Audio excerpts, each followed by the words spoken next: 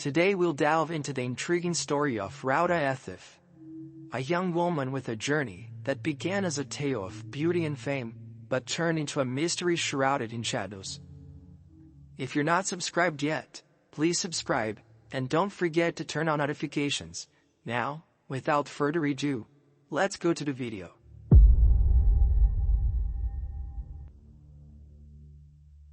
Rauda Ethif was born on May 18, 1996, in the city of Malé, capital of the Maldives, an exuberant and paradisal archipelago located in South Asia. Growing up in a liberal Muslim family, Rauda defied stereotypes by not wearing traditional veils, such as the burqa, niqab, or hijab. This reflected the more progressive mindset of her parents, Muhammad Ethif and Aminath Maharimeth, who believed in the importance of individual freedom. At the age of 8, Rauda's life took an unexpected turn when the whole family decided to move to Bhopal, a vibrant and densely populated city located in India, with almost 1.8 million inhabitants. Perhaps some of you remember Bhopal because of the tragic event that took place in 1984, known as the Bhopal disaster. On that occasion, a toxic gas leak at a pesticide factory, and that resulted in a deadly cloud that reached more than 500,000 people in the neighboring cities. Despite moving to a city with such a storied history, Rauda's family thrived in Bhopal, and she grew up in an environment where art, education, and tolerance were encouraged. From an early age, Rauda already showed distinctive beauty traits, which stood out among her friends and acquaintances. Her dark brown hair, olive skin, and deep blue eyes made her unique and mysterious. When Rauda turned 14, fate placed a photographer in her path, Soti, an experienced and talented professional, who saw in her the opportunity to capture the raw beauty of the Maldives in a series of inspiring photos. One of these images in particular, titled "The Girl from Maldives with Sea Blue Eyes," took on life of its own on the internet and quickly went viral. With the sudden success of the picture, Rauda was catapulted into the limelight. Model agencies and fashion brands began to court her, and her promising career was about to take off to heights never before imagined. She even went so far as to do an environmental campaign on the national television of India. Although her life changed dramatically because of this, Rauda claimed that she didn't want to pursue a modeling career, and that she saw it just as a hobby. Her true dream was to graduate in medicine, to be able to care for needy people who could not afford to pay for consultations. After graduating from high school, at Villa International High School in Maldives, Rauda got a scholarship to the private Islamic University of Medicine, located in Bangladesh. Due to this, she had to move to the country in order to start her studies.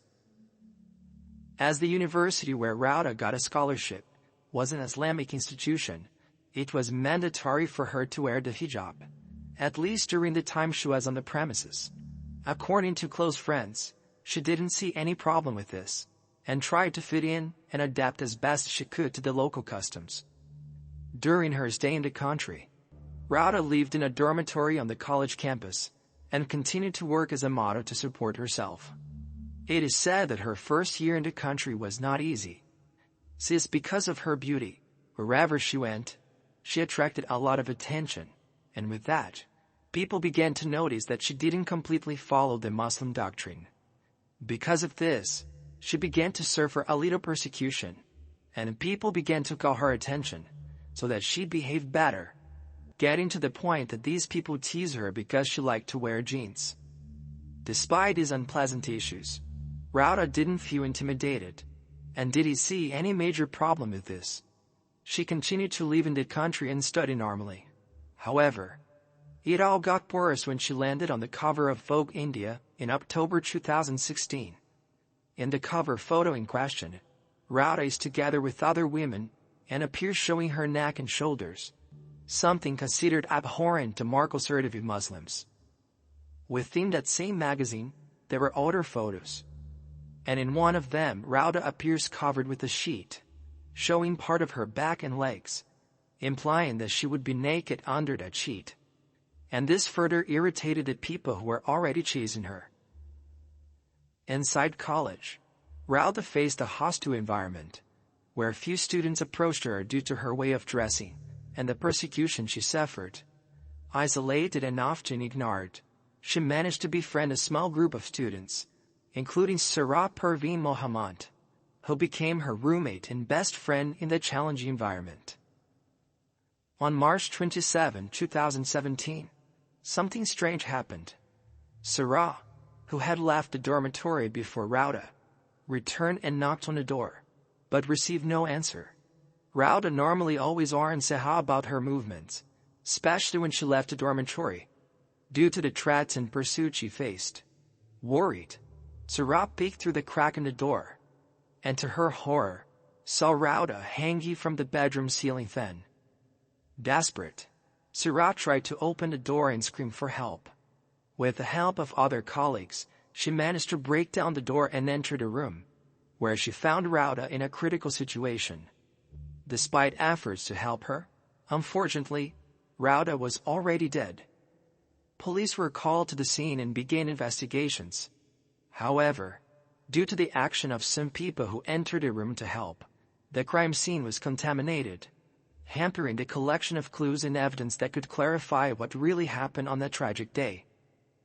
Rauda's body was sent for an autopsy, conducted by a team from the Maldives Police Service. And the result was breathtaking. At the age of 20, Rauda would have taken her own life. The news of the young model and student's untimely death spread quickly, shocking everyone who knew her, and causing an outpouring of grief and commotion. On April 1st, Rauda was buried at Hatmaka Cemetery in Hashohi. The funeral was a moving farewell, with hundreds of people, including family and friends, gathered to pay the last respects of the young woman who had won the hearts of many around the world. The news of Rauda's tragic death crossed borders and touched the hearts of many people, including the Maldivian ambassador at the time, who traveled to Bangladesh to attend the young woman's farewell ceremony. But for Rauda's family, accepting the official conclusion that she had taken her own life was simply unacceptable. Muhammad Athif, Rauda's father and also a doctor, vehemently disputed the cause of death from the first moment he became aware of the tragedy. For the family, there were many dark spots in the case that indicated that Rauda had been the victim of a crime. One such point, emphasized by the family, was Rauda's morning routine. According to them, the young woman had woken up and performed several tasks, such as making the bed, taking a shower, getting dressed, and even preparing breakfast and advancing lunch. These actions indicated that Rauda had plans for the day, which raised doubts about the possibility that she had planned to take her own life. Another piece of evidence that caught the family's attention was the presence of signs of struggle in Rauda's bedroom. A mirror was broken, and a small glass coffee table was cracked. For Rauda's father, these marks indicated that a struggle had taken place at the site, suggesting that his daughter might have been the victim of violence. The family also questioned the conduct of the procedures by the local authorities. They alleged that removal of Rauda's body and other procedures were carried out without proper on-the-spot expertise, and without proper examination of possible evidence. Furthermore, the autopsy took place even before the arrival of the girl's parents, who were living in Australia, and without proper authorization. Faced with these minor inconsistencies, Rauda's parents began to suspect that the affair was being covered up. They believed that their daughter had been the victim of people who didn't accept her lifestyle and persecuted her, and that everything was being done to protect the reputation of the college where she studied. Determined to prove their theories, Rauda's parents hired independent experts and coroners to look into the case.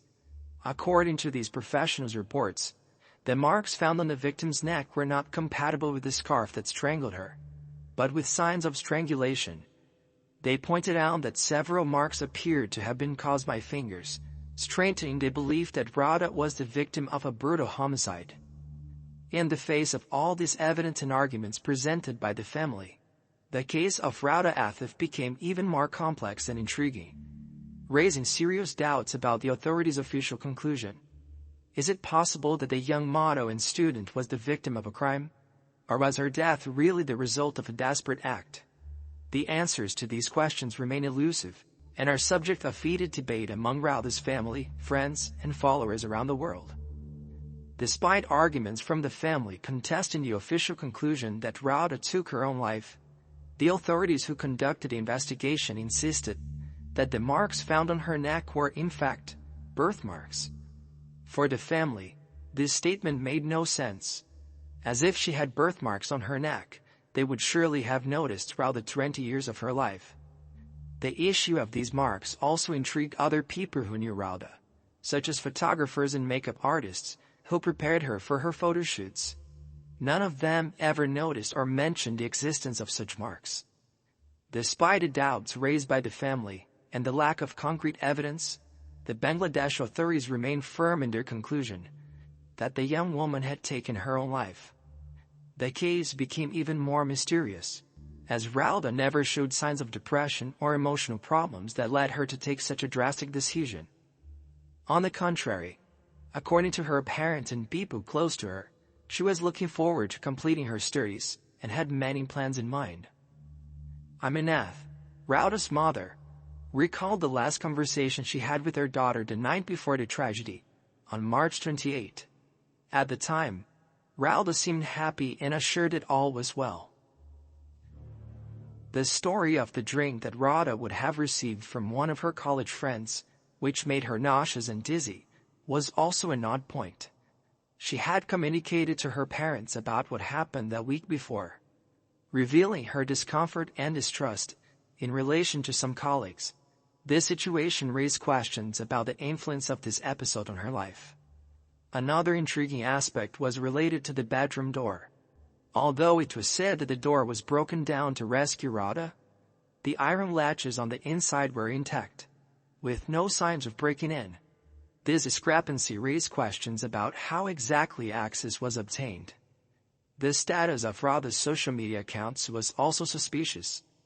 A few days after the tragedy, Rauda's Instagram account unfollowed her best friend, Sarab Arvain.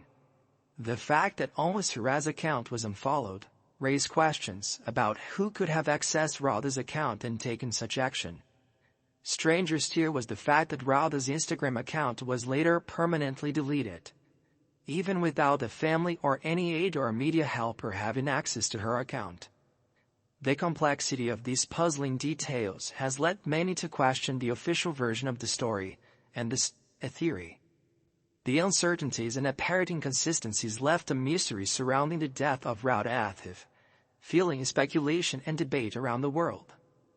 The status of Rauda's Instagram accounts, coupled with the absence of signs of a break-in at the dorm door, generated two intriguing hypotheses. The first suggested that someone had hacked the young woman's account and purposely deleted it, while the second pointed to the possibility that someone, unknown to the family, had access to the account and participated in this action. The main theory of the family of Rauda pointed to her best friend and roommate Sarab Arvain as the possible responsible for the tragedy. The fact that Sarab was the last person to see Rauda alive and the first to find her dead raised suspicions. Based on these circumstances, on April 10, 2017, Mohammed Athif decided to file a lawsuit against Sarab Arvain, seeking to re-examine the case as a crime. On April 24 of the same year, the Bangladesh Criminal Investigation Department exhumed Rauda's body and performed a second autopsy. However, the result was different from what the family expected. 3 independent experts concluded that Rauda Athif had taken her own life, and there are no signs of any further intervention. To prove this a theory, the authorities presented a message allegedly sent by Rauda to her boyfriend, Shahi Ghani, the night before the tragedy. Allegedly, the young woman would have had a long conversation with him and sent a message saying, "You broke up with me," after allegedly discovering an affair. However, Rauda's parents vehemently denied knowing that their daughter was dating and claimed that she never even mentioned Shaigun's name to them or her friends. Furthermore, since the message had been written and sent from the cell phone, anyone with access to the device could have sent it. This evidence raised doubts about the authenticity. Rauda's family, to this day, doesn't believe the version presented by the authorities, and continues to ask that the case be reinvestigated. For them, pieces of the puzzle do not fit together, and there are many unclear points that have not been properly clarified. Among the theories that circulate about the case, the strongest is that Sarah Parveen would have received help from other people who didn't agree with Rauda's lifestyle, and together, they engineered her death, making it look like she had taken her own life. As the mystery surrounding Rauda's death continues to stir questions and speculation, the clamor for further investigation and answers grows even stronger. An additional theory that gained traction is that Sarah Parveen could have taken Rauda's life out of sheer envy. The young Mana was achieving success, was admired for her natural beauty, and was on the verge of realizing her dreams of a medical career. These achievements may have caused Sarah to become jealous and resentful, leading her to commit such a tragic act. Despite the various theories and accusations surrounding Sarah, she has never spoken publicly about the case. Her silence only heightens the mystery and speculation surrounding her possible involvement in the fateful events. Rauda Athif's story called the attention of not only the family and the local community, but also investigators from a well-known TV show called 60 Minutes in Australia. They dedicated themselves to analyzing the case in detail, and found evidence that pointed to the possibility that Rauda was, in fact, the victim of a crime. These investigators suggested that the entire crime scene could have been manipulated to cover up the truth. Although the case has now been officially closed by the authorities, for Rauda's family, it remains an open one. They refuse to rest until the truth comes out, and whoever is responsible for these tragedies brought to justice. Now, the question is for you. What do you think? Do you believe that Rauda Athif took her own life, or was the victim of an elaborate crime? Share your opinions in the comments below. That's it for today. Thanks for watching until the end. Best wishes, and I'll see you next time.